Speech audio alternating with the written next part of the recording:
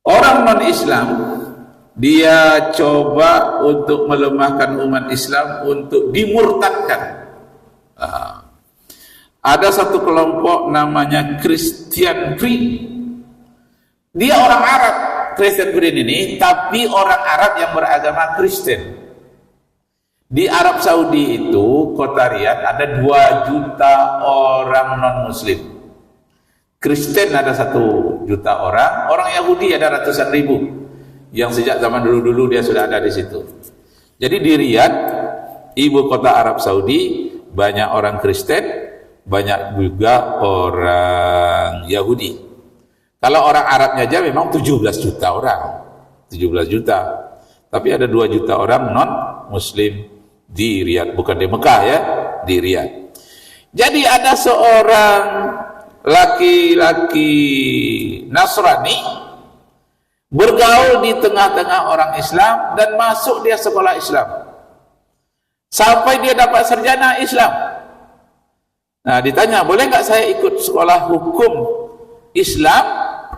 Saya non-Islam. Orang Islam di situ katakan boleh, boleh belajar hukum Islam. Tujuan dari dosen-dosen yang memperkenankan dia ikut belajar hukum Islam, mudah-mudahan dia tertarik dengan ajaran Islam. Dan lulus dia sebagai sarjana Muslim, sarjana Islam, padahal dia tidak Muslim. Lulus.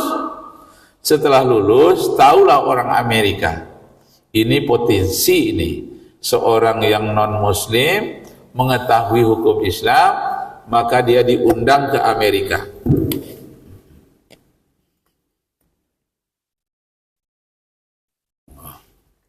Oh, tarik.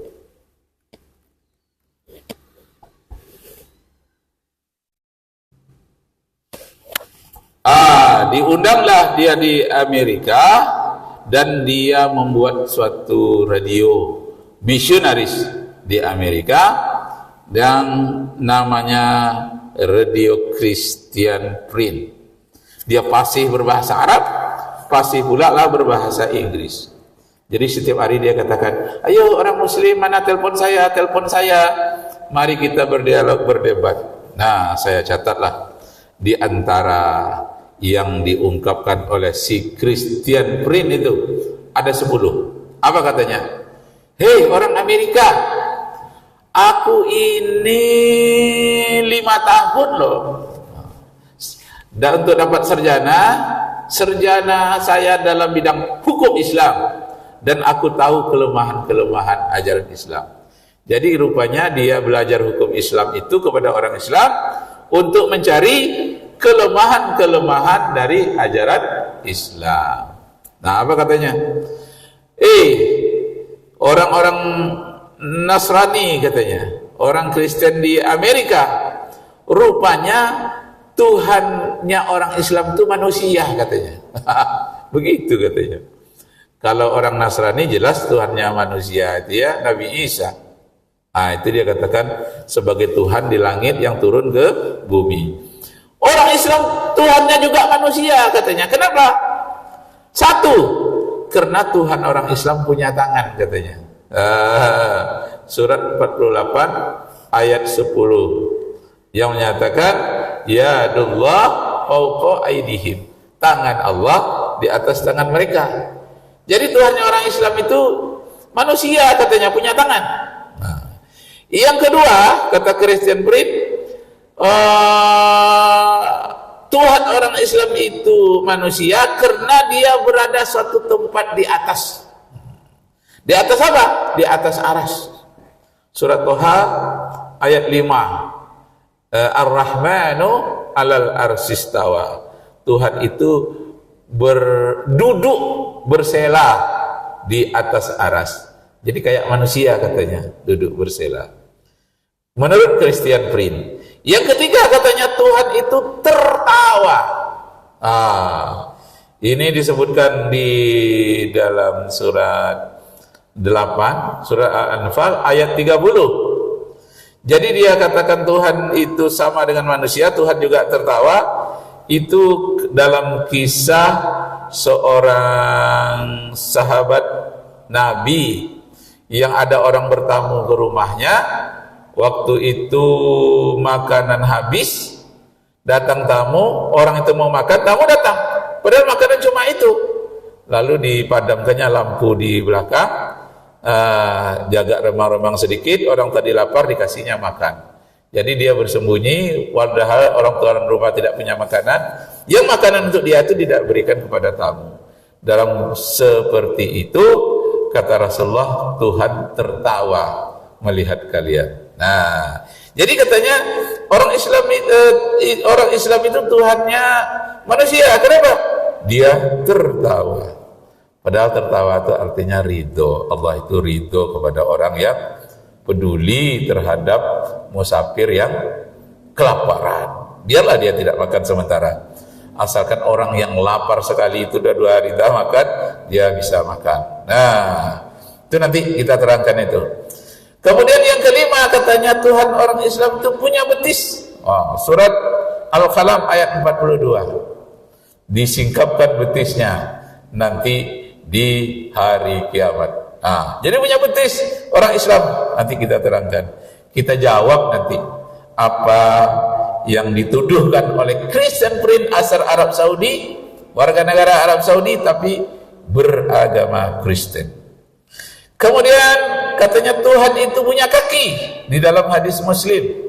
Nah, jadi manusia katanya Tuhannya orang Muslim itu. Kenapa? Karena dia punya kaki. Yang ketujuh, katanya Tuhan orang Islam itu turun seperti manusia turun tangga. Kata Ibnu Taimiyah, memang turun seperti saya turun dari mimbar, turun ke bawah. Nah, kalau begitu Tuhan orang Islam itu manusia, kata Christian Prince. Yang kedelapan, katanya Tuhan itu punya arah.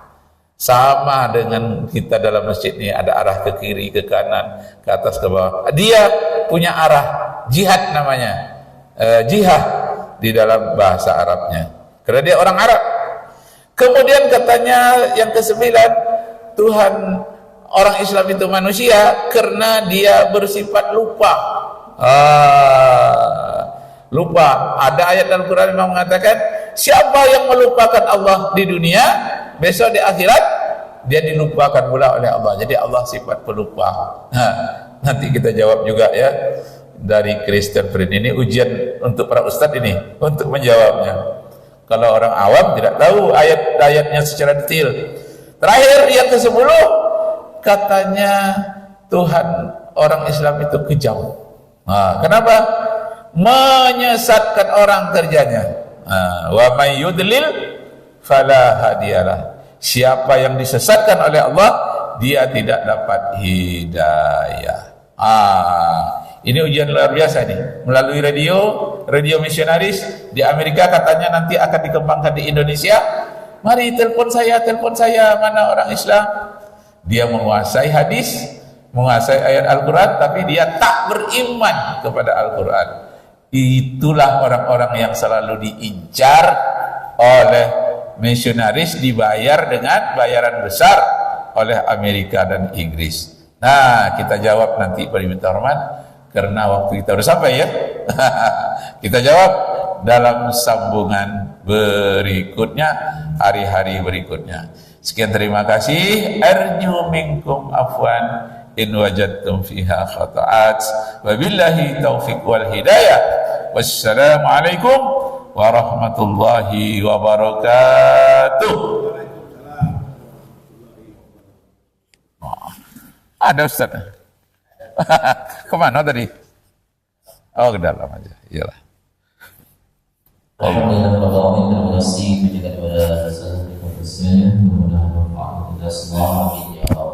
Amin. Assalamualaikum warahmatullahi wabarakatuh. Waalaikumsalam warahmatullahi wabarakatuh. Ada saja. Terima kasih.